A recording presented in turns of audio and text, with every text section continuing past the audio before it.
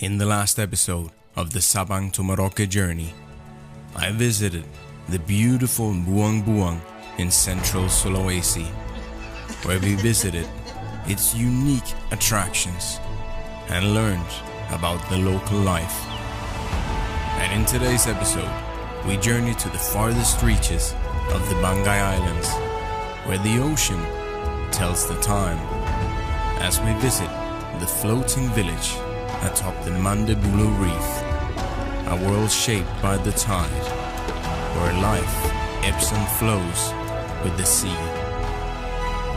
Before venturing to the mysterious island of Na, a mere 300 meters long, where the locals live untouched by the trappings of modern civilization, a voyage into the unknown, remote island life.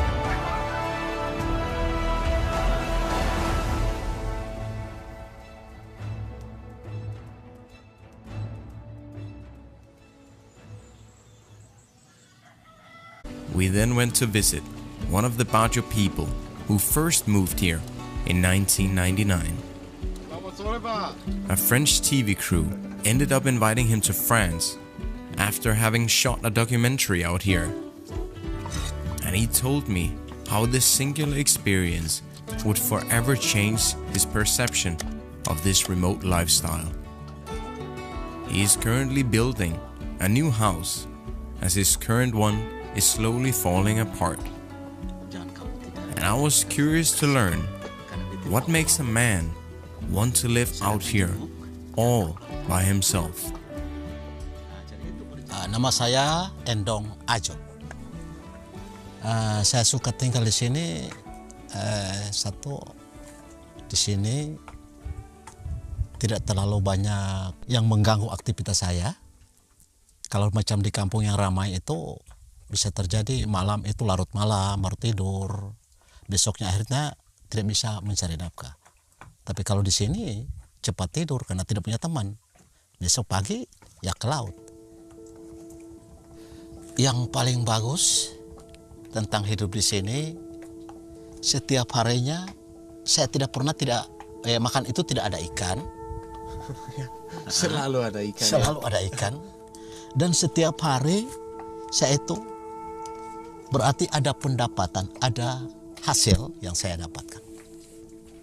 Tahun 2015,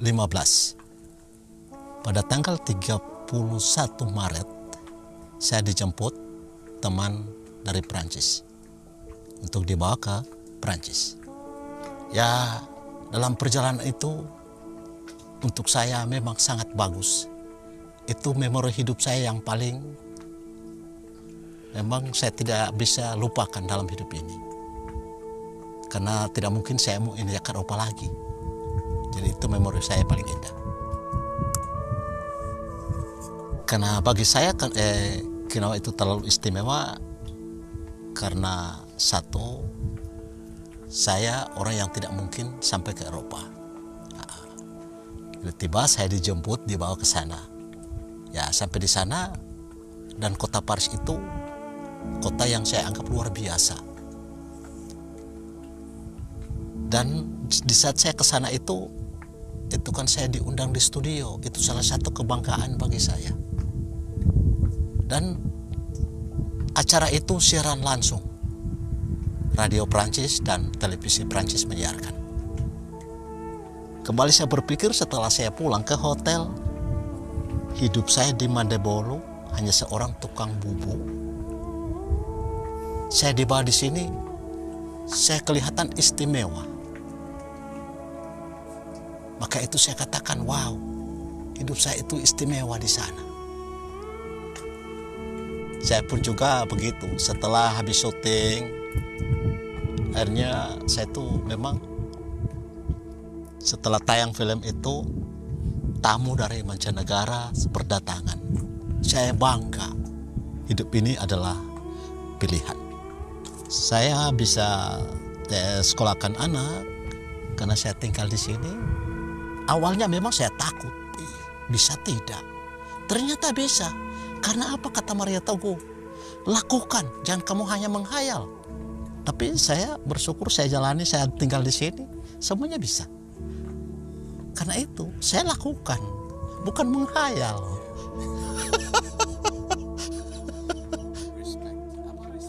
Pa Endong's story had really inspired me, and as a gesture of our appreciation, we gave him some of the rice that we had brought from mainland. And as his job is not without risk either, I invited him as a representative of Kita Bisa to be a part of the Saling Jaga life insurance community, where thousands of people help to protect each other through collective contributions. Tidak makan semua selama 1 hari ya, nanti sakit. Saya orangnya, setiap tamu yang datang, saya merasa senang. Pintu rumah saya selalu terbuka lebar bagi siapapun yang suka temui saya. The openness, hospitality, and overall kindness of the Indonesian people never ceases to amaze me. Even though I have now traveled around here for more than 1,000 days. And sunsets like this are surely an incredible and almost unbelievable sight. But what sets Indonesia apart from anywhere else I've traveled is the way that the Indonesian people makes you feel. Because out here, there's no need to worry about anything. Even when you show up unannounced, disrupting their daily lives, we are embraced with open arms. And it makes me feel safe and welcome, as if we're all part of one big family, united under the red and white.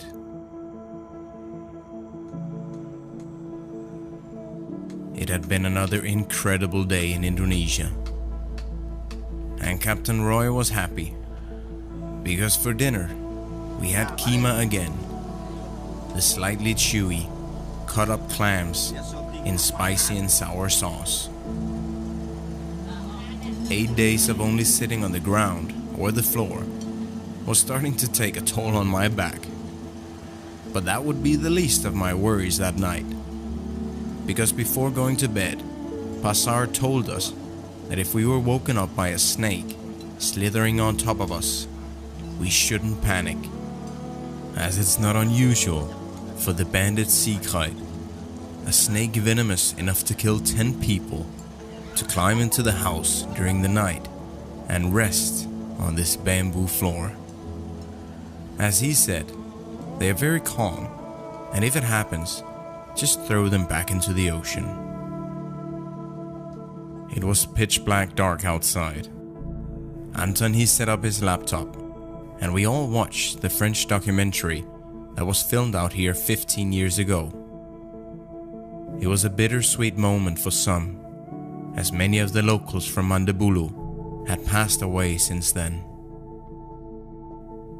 It was surprisingly bright outside due to the light from the full moon and the millions of stars above us. So we put out our blankets and fell asleep under the open sky.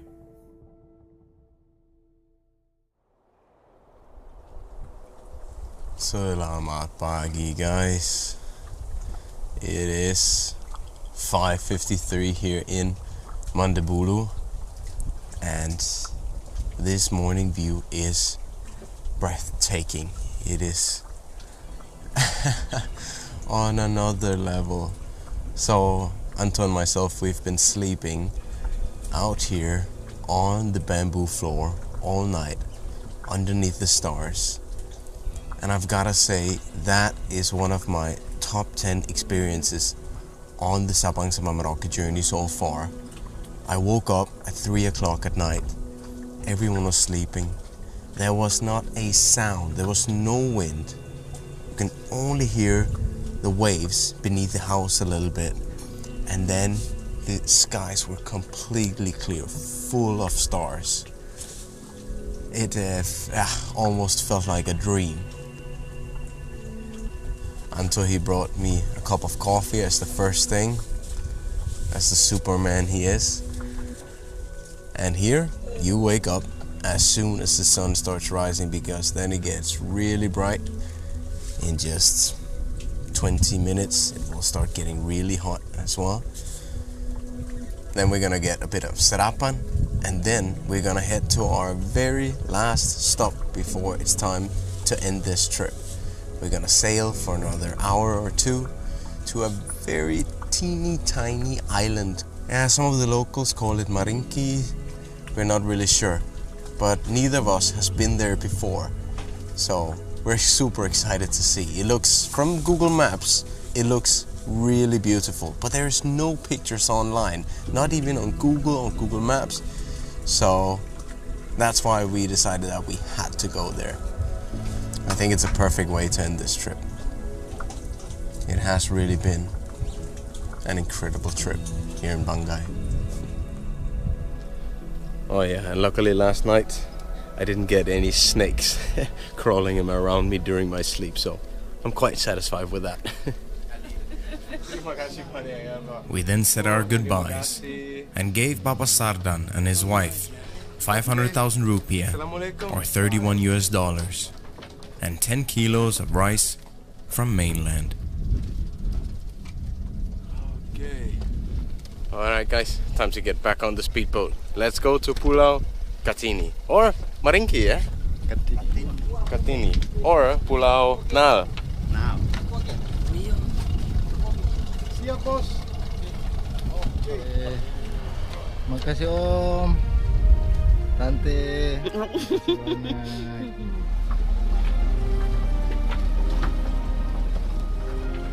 And so, we set course for the unknown.